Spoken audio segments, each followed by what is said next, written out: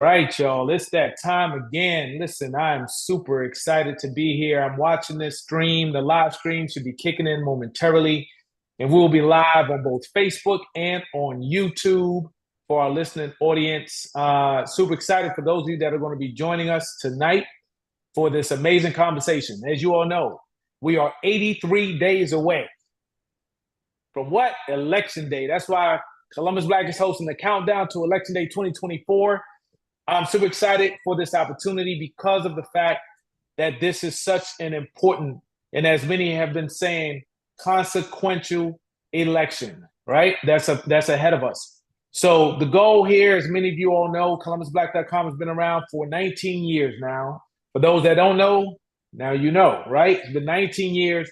We have evolved into an omni-channel platform, connecting with the community, the Black community, and those that support the Black community, all of our allies on this singular platform where we connect with you through our website, text, email blast, social media efforts, as well as live and, as you can tell tonight, virtual events. Well, this platform has given us the opportunity to pull our community together, especially for events like tonight, where we have the opportunity to talk about something very, very important, because everyone's livelihood is based on this, and it is the election that is coming up. It's not the first one that has been this important, but as they said, once again, the word consequential, right? So it is a major one. And what I've been able to do is I've been able to identify some amazing people in our community that have also found time in their busy, busy, busy schedules to be able to come on board with us and share some of their wisdom, some of their thoughts, some of their recommendations, some of their insight and knowledge from the things that they do in our community, but also to share their perspectives on why this election is so important. So without further ado, I'm going to start those particular introductions. We are honored to have with us tonight a few special guests with us, okay? And I'm going to start with Representative Dontavius Jarrells, who's with us today, State Representative and Assistant Minority Leader. Thank you for joining us today, Dontavius. We appreciate having you on the show. In addition to that, we have David Whitehead, who's joining us today. And for those that know, we're in Central Ohio, but our reach is beyond Columbus, right? And so David is coming to us from the northern side of Ohio, and we want to welcome you as the Political Action Chair for the NAACP Ohio. Thank you for being with us today. And we also have with us Councilwomen, City Council member Shayla Favor, who's with us today. And Shayla also happens to be a candidate for Franklin County prosecutor. And what I can tell you all, I said it a moment ago, these are very, very busy people that are doing great work for our community. They put it in and they stand on business. So I'm honored to have you all here with us on the show tonight. We're going to start with introductions so that those that don't know who you are, if you could give them a 60-second spill, even though you all deserve about 60 minutes yourselves for all the things that y'all have done. I would ask that you introduce yourself so that they're aware of you and your credentials as we participate in the show tonight. And as you know, no pressure, but ladies first. So Councilwoman Favor, if you would go ahead and kick us off tonight, I would appreciate it. Well, good evening, everyone. Thank you for extending the invitation for me to participate in tonight's critical conversation. My name is Shayla Favor, and I have the honor of serving as one of the members of Columbus City Council. I am from Dayton, Ohio, but have lived in Columbus for many years, graduate of The Ohio State University. I am a lawyer by training. I started my career with the Columbus City Attorney's Office and had an opportunity to take the work that I was doing, the advocacy, my passion for all things involved around housing and criminal justice, and put that good work to use to serve our residents for the city of Columbus. And so I've been a member since 2019, focusing on issues around housing and criminal justice reform. And come this November, when I do win my election, I will be the first African-American and first woman to ever hold the seat of Franklin County prosecutor. Absolutely outstanding. And we are honored to have you here with us on the show today. Something that I did not do before we kicked off, we are live streaming. So I want to make sure that I remind everybody to hit the share button, right? If you hear, you should share, okay? And I want to do that. The other thing is I'm going to hit the record button so we can record this to the cloud as well. So we have our official recording. So I'm going to hit that right now. All right. Dontavius, would you take us away at this point in time, and would you introduce yourself to our listening audience as well? Well, first off, Kevin and David, and of course, the one and only Councilwoman Favor, thank you for joining us on the call. My name is Dontavius Jarrells. I just so happen to be a state representative. I represent House District 1. When I'm by myself, I'm the best House District. When I'm with others, it's just another House District of 99. But honestly, it's been I represent downtown Columbus, Bexley, Berwick, the South Side, Milo Grove and King Lincoln, the airport area. And so the most central area of Columbus. I took office in 2020, and it's been an amazing experience where I've had the privilege of a lifetime to pass laws and bills to really help the material conditions of families and change it for the better. I also serve as assistant minority leader, making me the highest ranking Black person in my Ohio House. And one of the youngest in the country to do this work as assistant leader. And so every single day I wake up thinking about what can we do to make sure that families have the best opportunity to live, work, and play in this city, in this county, in this state. And we've done some great work in passing laws that really, again, attacks the material conditions of people in this great district, in this great state of Ohio. So I'm excited to talk about voting today. And I'm happy to be here with all of these great, amazing folk. Outstanding. Thank you so much. And once again, right after the second introduction, you all can understand why we have who we have on this show. And once again, thank you all. David, would you mind wrapping us up with this particular intro session? And we'll go from. Absolutely, Kevin. And I appreciate the opportunity to be in front of your audience tonight. I'm amazed and honored to have talked with both of these wonderful representatives when they were actually running for office. So I'm excited to be on the panel with them. But first of all, foremost, I need to make sure I put my disclaimer. I represent multiple nonpartisan organizations. So we are not endorsing the candidate, but we always endorse the truth because the truth is nonpartisan. So when somebody's doing a good job, it's our job and make sure that we speak up about the good job that they're doing, because we're going to come at them and have conversations with them when they're not doing a good job. So with all that said, let me get to who I am. My name is David Whitehead, and I am the Political Action Chair for the NAACP. I also am the Political Action Chair for the Masonic Organization of Ohio. So I have met, we're just very excited to have this opportunity to share some information and make sure that our community is informed when they go to the polls. Because once again, the truth is nonpartisan. Outstanding, outstanding. So with that said, I have a disclaimer that I need to share with everyone. During the show, y'all are going to see me do this from time to time. Those are gem drops. So when this amazing group of panelists share some amazing information, some insight, those are gems that they're dropping. You're going to see me doing this. I expect to get a workout tonight. Okay, so just letting y'all know and getting y'all ready. Y'all feel free to join in. The community tends to do these gem drops when they see me, right? So they do love it, and we want to make sure that they get dropped tonight. David, we're going to actually start with you, and this is a very easy question for you. But when you heard that we were going to do the countdown to Election Day, what excited you about even being on the show? I would like to know that. Well, I want to ask that same question for each of you, because that's important for people to know why this even interests you to even be here tonight. Well, thanks, and that's a great question. I got excited because once the invitation came out, I did my research, and everything that we do is based on research. And I saw that you were about the community. So I'm not going to come on a show unless the person is about the community. And this is a great opportunity to put information out there so our people in our community can be informed and educated about what's going on in the voting process. So outstanding. Well, we appreciate you doing that diligence and research. And everybody should know this is a community forum. This is for our community. The one thing that I would be remiss about, me personally, was if we led up to such an important election and we didn't do our part to make sure insight and knowledge and facts were available for everyone in our community that's at least willing to listen. So happy to have you here. Dontavius, we're going to go to you, and we're going to wrap up strong with Sister Favor. Of course. So just yesterday, I had a chance to speak with a group of young people who were not eligible to vote yet. Some of them, there are 3 of them were eligible to vote, but the rest of them were not. And I asked them if they were a state legislator, what would they want? What would they want to see? And the reason why I asked that question is because we as adults, right, voting age population folk, we are literally putting their lives in our hands when we make a decision on who we decide to elect.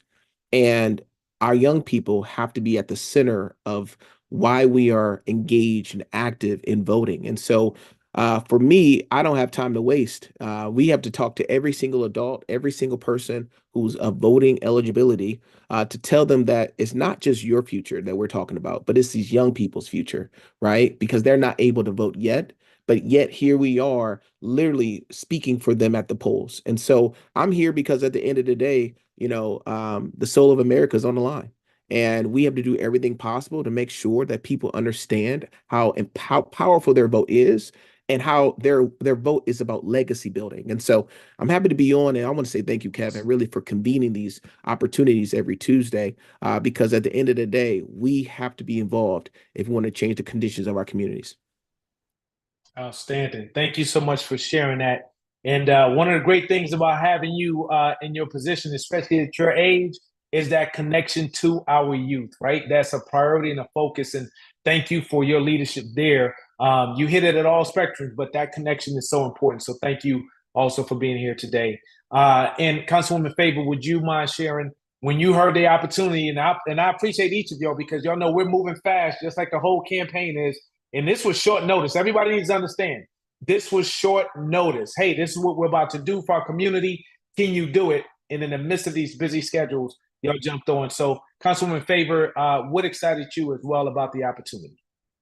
Yeah, what I would offer up at this time, when I think about the power of education, it truly is the weapon to fight against all of those critical things that we talk about that we care about. So whether we're talking about education or we're talking about housing or we're talking about inflation and things of this nature, there's so much misinformation that is out there.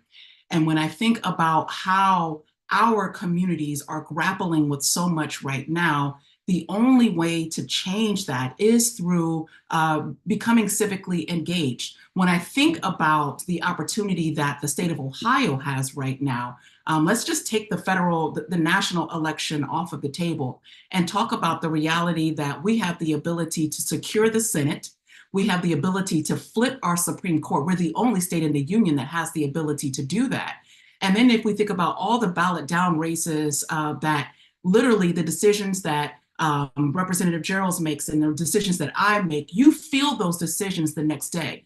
And so we can be just as energized as we can about who's on the top ticket, but we've got to be just as committed to making sure that folks are voting down the ballot. And that doesn't happen if we do not draw the link to why voting absolutely matters. So that's why it was important for me to be on the call today. Outstanding, outstanding. Well said. Your soul, those gems being dropped, right? So here's the cool part. We get to stay with you for a minute because you actually segued into the next question I have, and then it's going to be open, right? We kind of had this little order going, but y'all can all jump in after this. But it's been stated that this is not just an important election, but the most consequential. You just brought us something that was important to us as we had this community forum, was talking about the local level, the state level, and the national level, right? And there was some knowledge shared about the impact, especially from a judicial standpoint, that we have in the state of Ohio this year. So if you want to elaborate on some of the things that you just shared, and then we'll open it up, I would love for you to help our community understand the relevance and then the role we need to play because of the impact it could have. Absolutely. So when you think about, I know that this is streaming beyond just Central Ohio, state of Ohio. If I can just zero in on what we are grappling with here in our community, there are an insane amount of judges that are on the ballot right now. And if you say that you care about criminal justice reform, if you say that you are committed to making sure that the least of us has the type of advocacy, will be treated just as fairly as the next person, then you need to make sure that you're engaging in those judicial races. If I can, the prosecutor race is just as important, particularly for this specific seat. This seat has jurisdiction over the State House. Sorry, Representative Jarrells, but that is the truth. And so when we think about how we are holding folks accountable, you can't talk about criminal justice reform and what is happening in Black and Brown communities and not also talk about white collar crime and what's happening at the State House. That only folks who are engaged and voting all from the bottom all the way up. When we think about who else is on the ballot, you mentioned those judicial races, those Supreme Court races. Those are candidates that are fighting statewide to make sure that they have an equitable voice on our highest court in Ohio, and that is the Ohio Supreme Court. So what we have right now is the ability to have it be 4-3 or a 6-1 with it not being in our favor. And when we think about how incredibly to make sure gerrymandering is secured, and if those issues have to go before the Supreme Court again, that we have a bench that is committed to advancing equity and advancing and protecting what voters in the state of Ohio have said that they want in our community. And then when we think about the critical importance of securing our Senate race here in the state of Ohio, that Sherrod Brown, who was up, we've got to make sure that if we are going to make sure that the next administration is as successful as it needs to be, we got to lock the Senate down. That can't happen if field doesn't do its part as well. And so top to bottom, bottom to top, I don't care how you think about it, all of these things are absolutely connected together. And this is what true change really looks like. I know that for many folks, it feels like you going into a ballot box doesn't change anything right away. And you're absolutely right. You might not feel it at that exact moment, but I'm going to challenge you to get engaged beyond just the ballot box. But the ballot box, if all you can do is show up on November 5th, show up on November 5th and cast your ballot and get engaged whenever you can. I know that Representative Jarrells is very engaged on social media. I'm engaged in social media. We showcase our council hearings on YouTube and IG. We're doing all that we can to keep our community engaged. So this is a two-way street. It's a relationship, right? Hold folks accountable, and we will do the same. And my light is messing up. Outstanding. Oh yeah, you got no that worries golden at hour all. on her right now. You got that golden hour on her right now. Yeah, that golden hour for that's sure, what's happening. right? That's what's happening.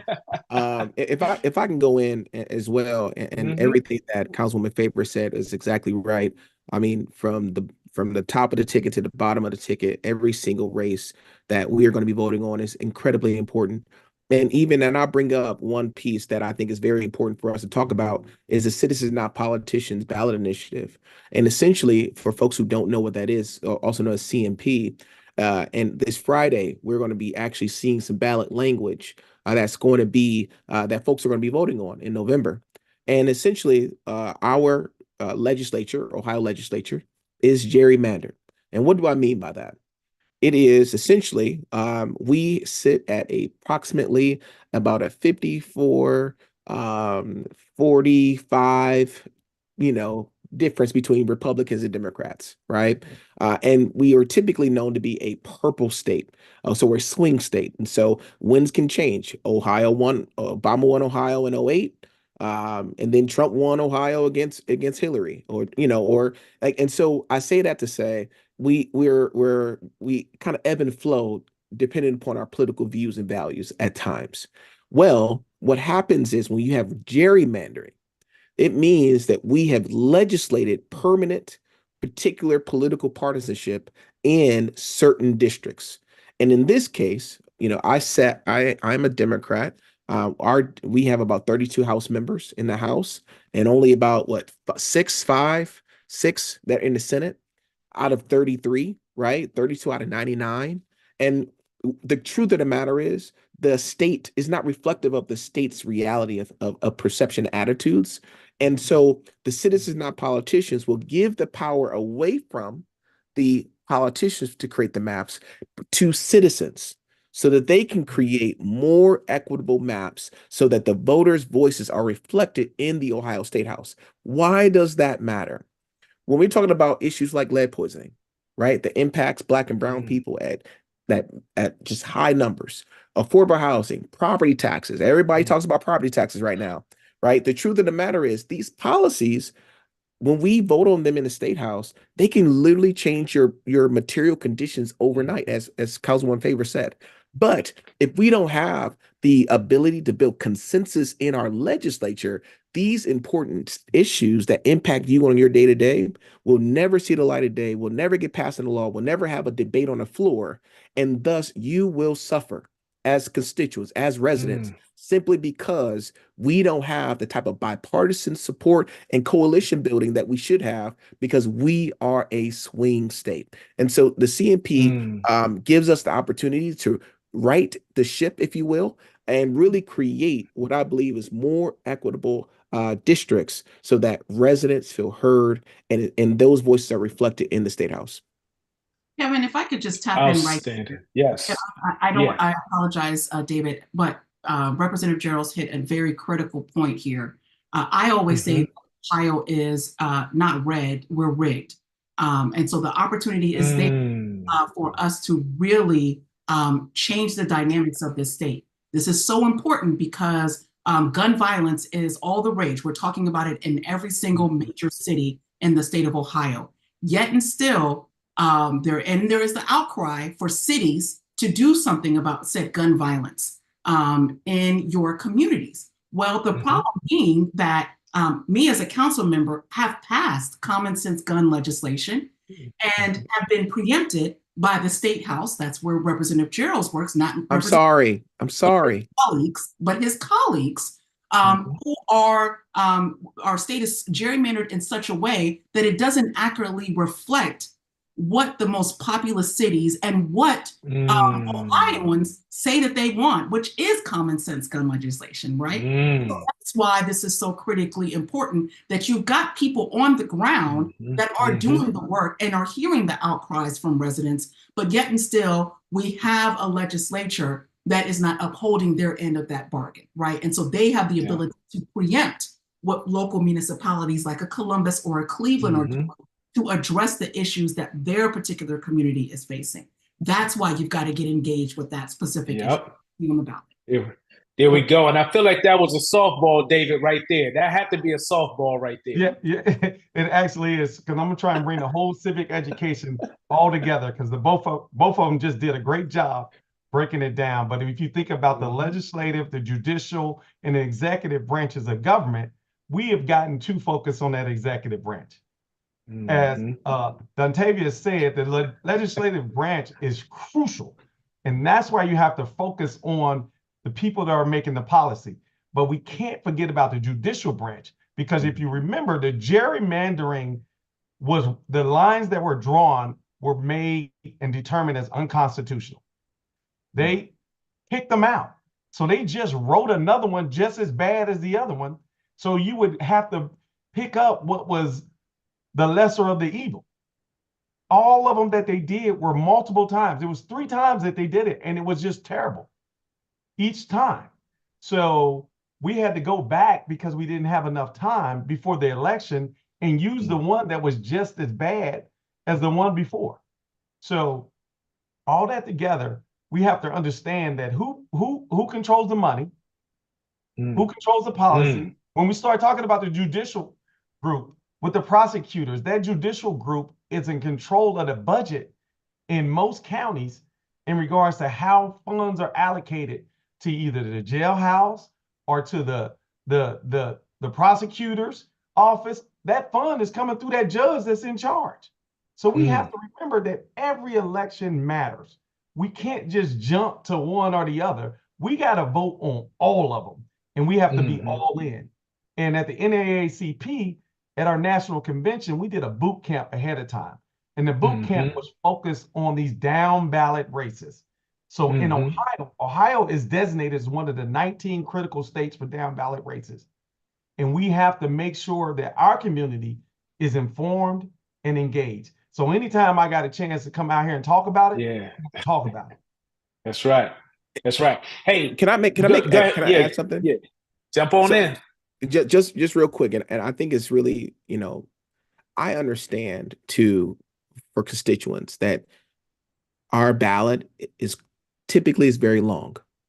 There's a lot of positions that people do not know about. They don't know the difference between your common pleas court versus your domestic relations court versus your juvenile justice court versus what is a state rep versus what is a state senator versus how does a prosecutor impact what the city council is doing? What about our county commissioners? They have fundings. The city council has funding. What's going on here? Like it is a maze to navigate the political ecosystem that is Franklin County, the state of Ohio, the United States. I understand it from as a kid who grew up, didn't really know this place, this process, this ecosystem. It took me years to understand it. What we need to do as leaders, and I know myself, Councilwoman Favor, and I know David worked with the NAACP, we're often trying to break down what we do in tangible understanding, like in a way that everyday folks can understand. Because if we don't do that, that oftentimes is the first barrier to getting people to say, you know what, I need to vote all the way down, right? The ballot. If you don't know what the sheriff does, but yet you know the sheriff locks people up, that's all you may not engage, right? If you don't know who your council member is, you may not know who to pick, right? If you don't know what your state rep does, you may not know how to, is he a good person? Is he effective?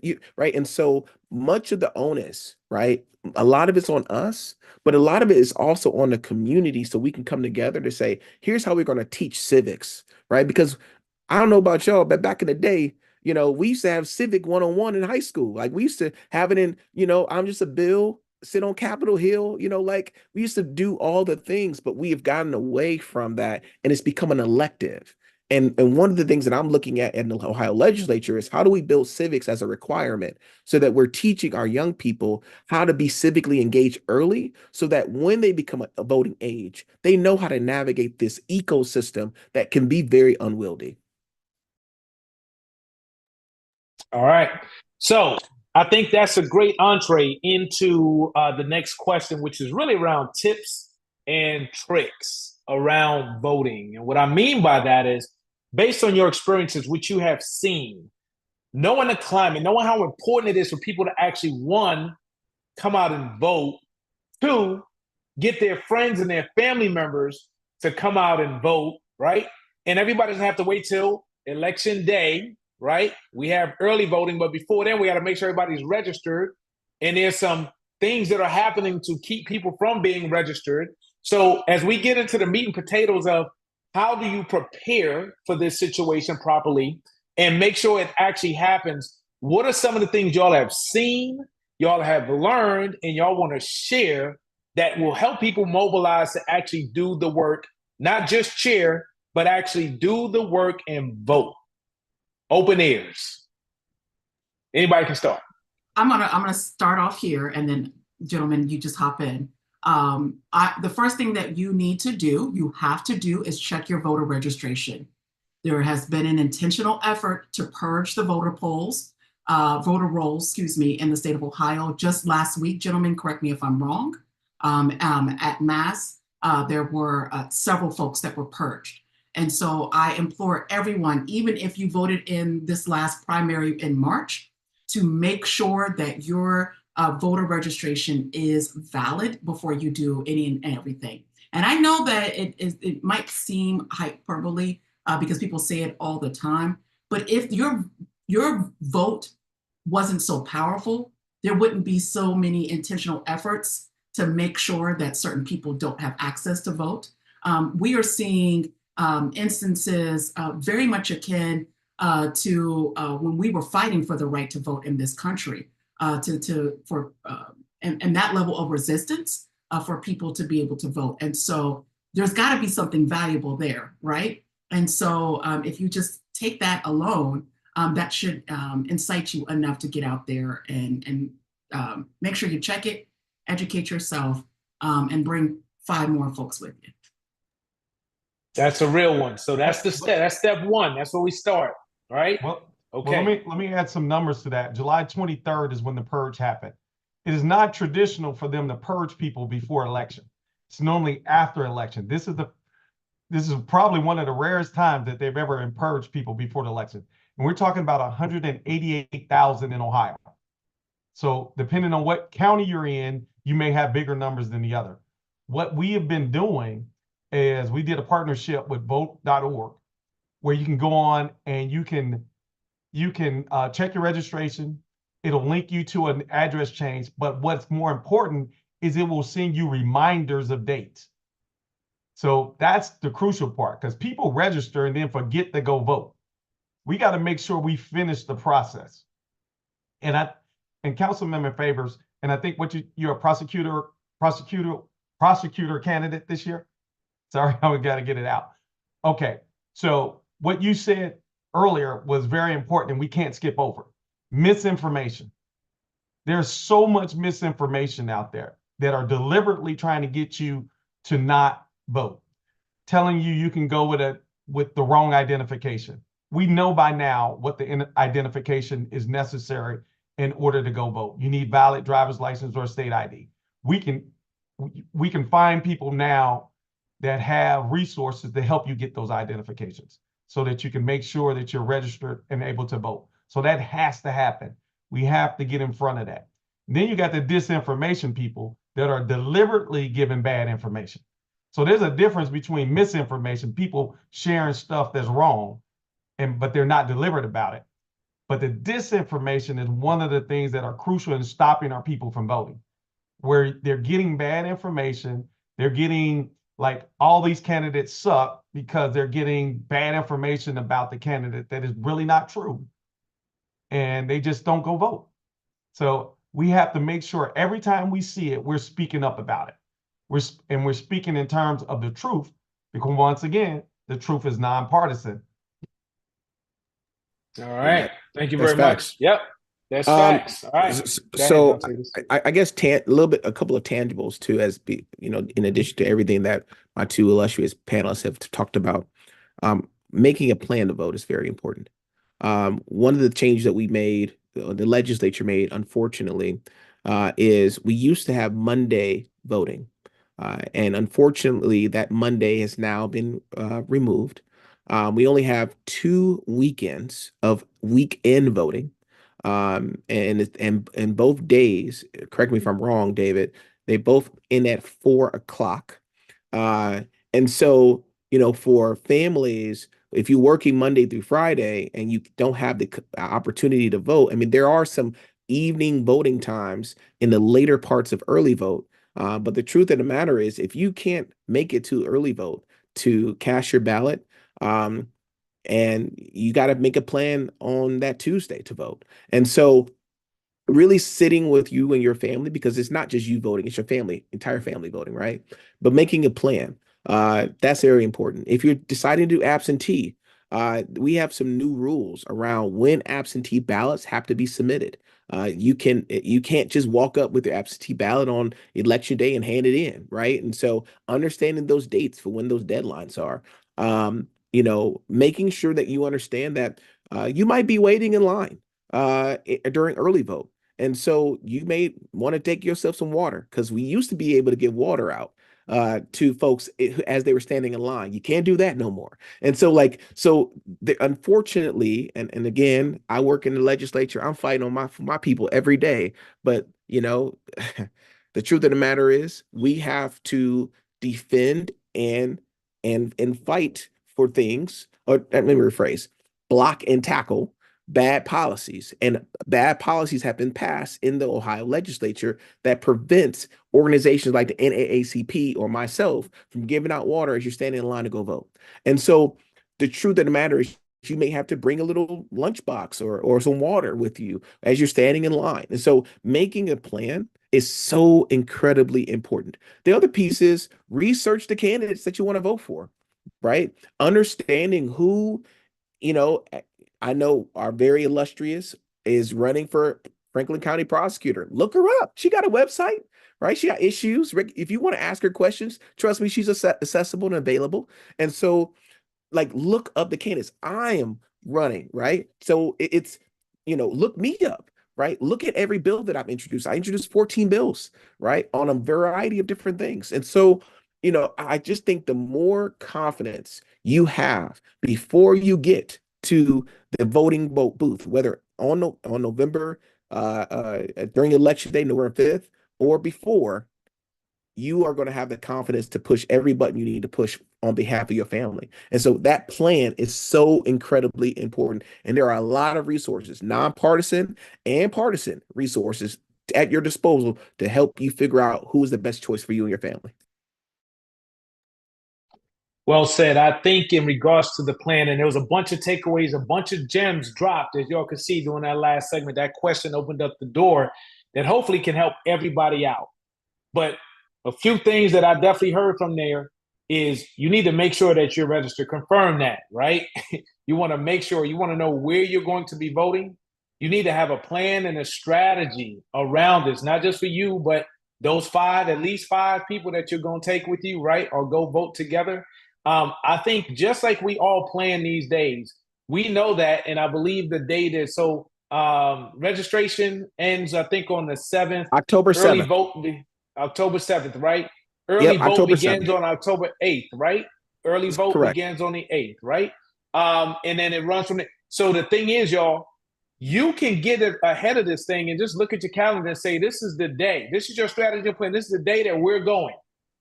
Family, friends, coworkers, whoever, and mobilize and make that a reality. We don't have to wait till the last minute. Let's get ahead of this thing, but have a plan, execute, and go and vote.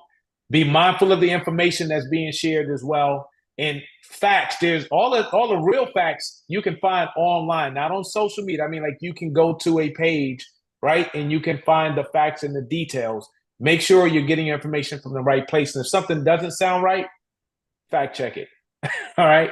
So with that, let's switch over. We know that there's a lot of things that are happening. Sometimes people say, we need to do something about this. Nobody's doing anything. And I think you all know, like I know, that's the furthest from the truth. There's all kind of mobilization efforts and plans and rallies and gatherings that are planned or have already started. So what's on you all's radar? Anything that the community should know that's coming up that they should be a part of, they should support, they should get engaged, and they should obviously volunteer too. We want to talk about volunteerism. That's very important. But anything that's on the radar y'all want to talk about right now? Well, me first on this one. Go ahead. Because we are recruiting volunteers throughout the state to do calls. So we have a link in order to be able to do calls, which I'll send back to you later. Yeah. If you can share with your audience, so you can sign up to do voter calls throughout the state. We're looking to get, in the state of Ohio, we're looking to get 40,000 volunteers to make 20 calls each. 40,000. So that's how we can move the needle on that. But we also, in Cincinnati, this upcoming weekend is one of the biggest Black family reunions. It's the last of its kind in the region that they're doing in Cincinnati on this Friday, Saturday, and Sunday. And it'll be, it's normally well attended. And we have a booth down there where we check registrations. We update people's address. We will make sure that you are prepared to go out and vote. So this is a pretty big event. Probably get about 10 to 15,000 people that come through there through the course of the weekend. And it's probably one of the heaviest registration days we have, or address changes. I mean, we normally do close to 500 address changes, and plus registrations are normally in the upper levels of 250. Now, finding 250 people that are not registered to vote is pretty big in one place. So that's coming up.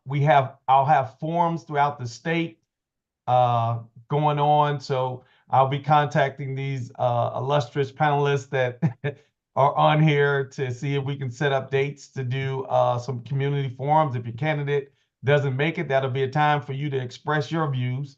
But we want to make sure the community and everyone knows who is on the ballot and what information they provide to the community about what they're going to do. And then we hold them accountable for it. So we want volunteers, as many as possible. And if you're doing a great job, everybody's going to know it. If you're not doing anything, people will know that too.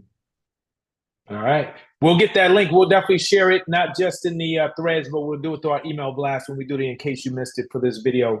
Dontavius, when we go to you next. Yeah, so there's two things I want to mention. One has nothing to do with me, but the other one does. Mm-hmm. The first one is I urge every person, Franklin County, Ohio, where we are, is looking for approximately 5,000 poll workers.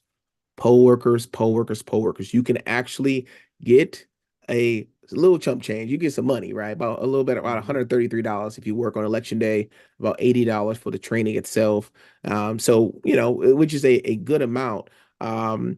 To show up and help with the day-to-day operations to make sure that the voting process is accessible for everyone. And so I urge folks to go to vote.franklincountyohio.gov. Again, that's vote.franklincountyohio.gov.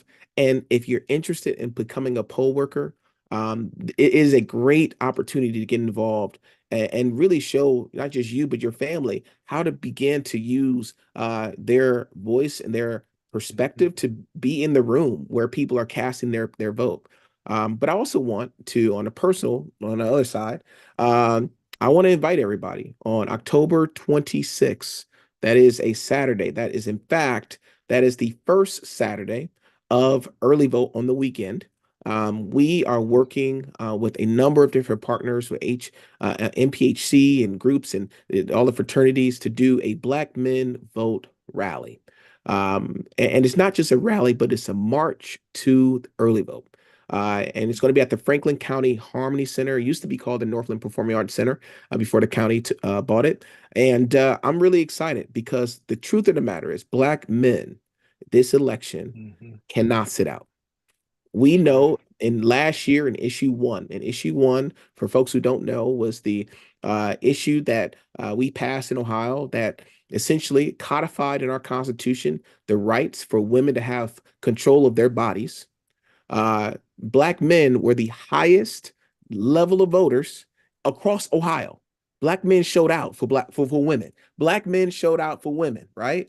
And so if Black men are showing out for women, right, we also need to make sure they're showing out for themselves and their families. And so October 26th, this rally and march to early vote is an opportunity for us to cultivate a beautiful experience around Black men voting. Everyone's invited. I want to say that it's not just for Black men. Everyone's invited. The one thing that we're asking is Black men to bring their sons or daughters with them, because we have to start teaching our young people how to, look at their father, push that button, or look at their parent, push that button when they're in the voting booth, right? To build that civic engagement and mindset early so that when it's their turn to vote, there's no misunderstanding about what they need to do. They just need to show up and do it. And so we have a number of young people that are going to be involved with help making this possible, but I'm really excited. Again, October 26th, it's going to begin at 10 a.m. and we're going to have a fun experience the entire day as we are gearing up people to come out and use their power this election. Outstanding. 1026, y'all heard it. And then y'all got the domain. We'll drop that domain and that link as well for you to volunteer as a poll worker. Also, I know on last week's show, that was a big deal, right? Our involvement and engagement in volunteering and being there makes a big difference. We have to be engaged. So pick up a shift or a few, right? Okay, Councilwoman Favor, to you. Anything on the radar, anything coming up we should know about? Yeah, so unapologetically, I am a Democrat.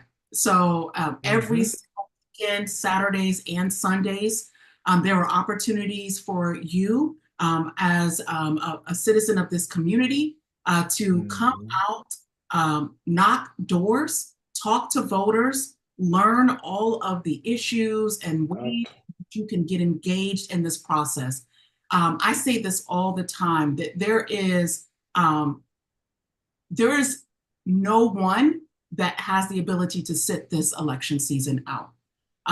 If you sit it out, then you dare not complain. You dare not criticize those who have chosen to get into the arena. We all have a role to play in dismantling the systems to oppress us. It is not enough to just look to Dontavius, to look to Mr. David, or to myself or anyone else to advocate as best as they can on your behalf. Now, we absolutely will. However, you cannot sit this one out. And so even if you don't have $1 to donate, you've got an hour to spare, and you can come out and talk to some voters and talk to them about the issues that mean the most to them. And I find that that is the most impactful way that you can convince somebody to get up off the couch and go and cast their vote, for them to see that Joe that lives right next door to them is just like you and is showing up to vote. He don't have no more time than you do, but he's made the decision to be committed and to get out and vote this year. Outstanding, outstanding, outstanding. Thank you. Just that simple. Well, listen, y'all, we are in overtime. However, I would be remiss if I didn't at least open up the opportunity based off of what Councilwoman Favor just mentioned, right? Unapologetically, she's a Democrat. At this point in time, at the top of the ticket, things have changed in multiple ways over the last 3 weeks. Is there anything you would like to share that's relevant to the changes that have happened from a female perspective, from a Black perspective, a Democratic perspective, anything? The floor is now yours as we get ready to wind down. You know, let me say, before I say that, yeah, I was riding with Biden all the way to the end. I want to be clear, because President Joe Biden has been one of the most impactful and consequential presidents of our lifetime. I know that there is this word misinformation quite a bit. There's a lot of misinformation out there, but this administration has been successful on so many different accounts. And if we're talking about student loans, if we're talking about infrastructure, the way in which your car is driving on the road and across bridges, these are critical issues. Insulin, appointing the first Black Supreme Court female justice to the highest court of the land. I literally could keep going on and on. Exactly. With that being said, I am incredibly excited about the history that is getting ready to be made. And I know we don't even have the time to do this, but you're getting ready to open. I'm about to get on my back.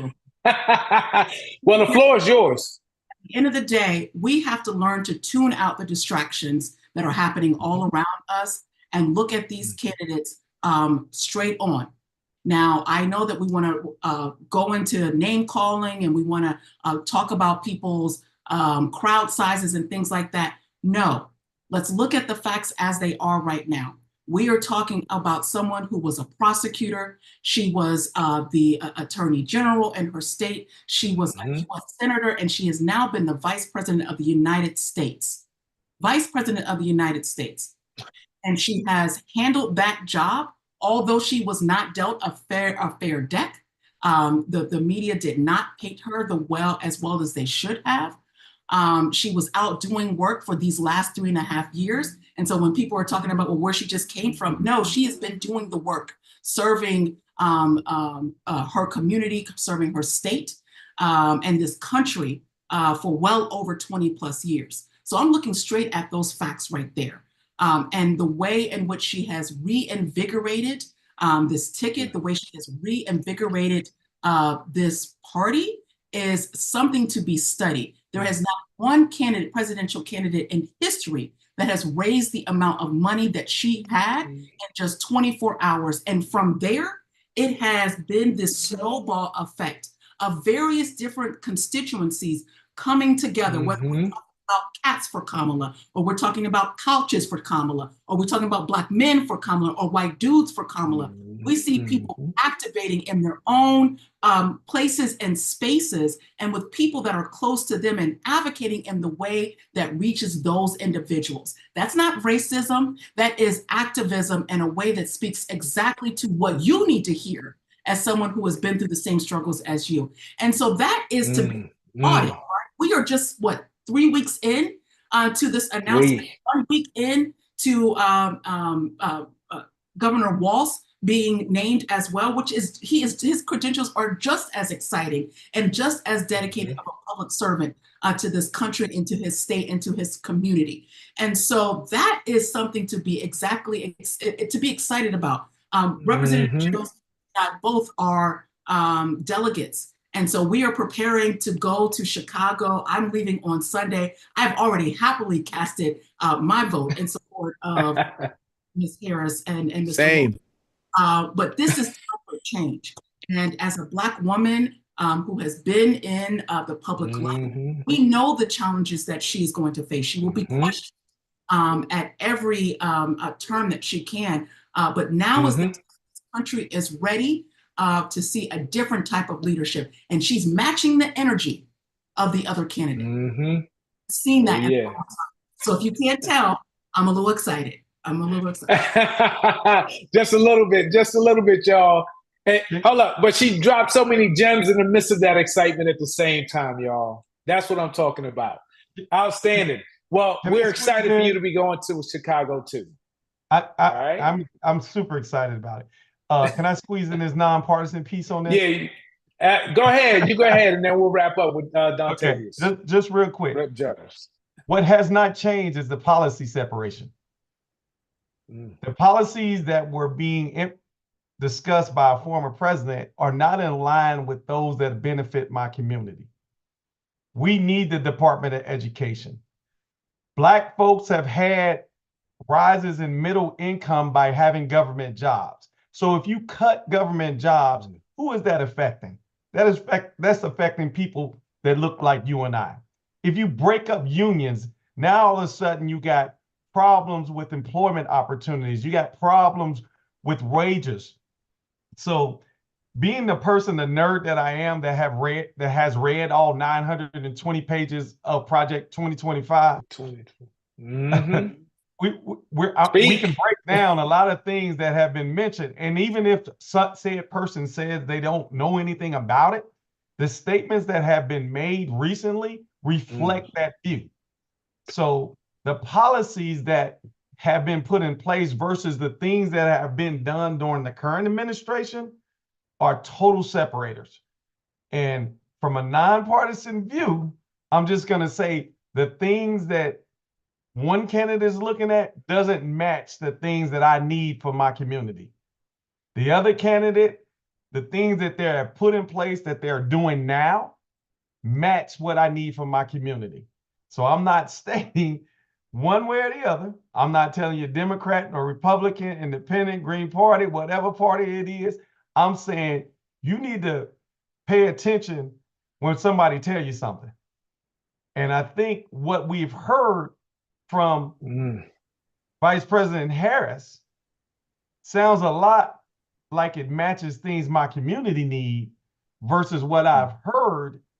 And all these things are available to listen to what I've heard from a former president. So I'm telling you, from a nonpartisan standpoint, don't just pay attention to the misinformation. Go get the facts. They're available. Get them, listen to them, and make your voices heard based upon that information. Get the facts. Gems are being dropped. Rep. Jarrells, would you close that one out for us today, sir? Yeah, well, first and foremost, again, I want to say thank you to you, Kevin, and to Columbus Black and all the partners that you have to make this possible. And also, of course, to David and to Councilwoman Favor. Councilwoman Favor are two peas in a pod, and I'm proud to work with her in this work of really being a hope for people. And I guess my statement to, if you will, to the people who are watching and who will hopefully watch is no one's coming to save you except yourself. No one's coming to save you. And if there are thoughts of there's going to be some resurgence of, somebody's going to come in and just change all your life, everything that you make a difference overnight for you, and you don't have nothing to say about it. There's no skin in the game from you. Unfortunately, we are all sadly mistaken if that's the case. You have to show up. You have to show up. And you got to not just show up on election day, but I always say, what about the day after?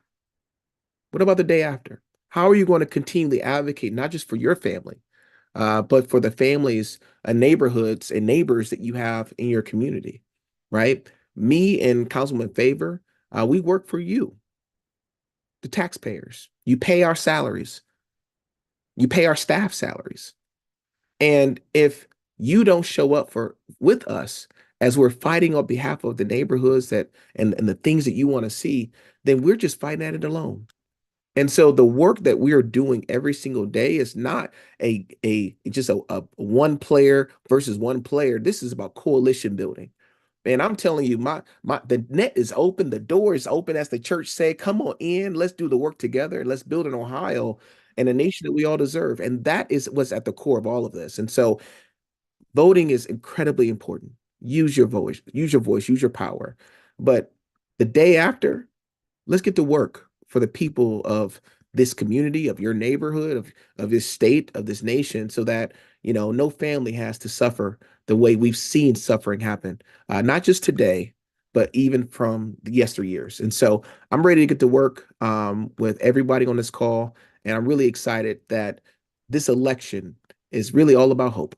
So let's do it.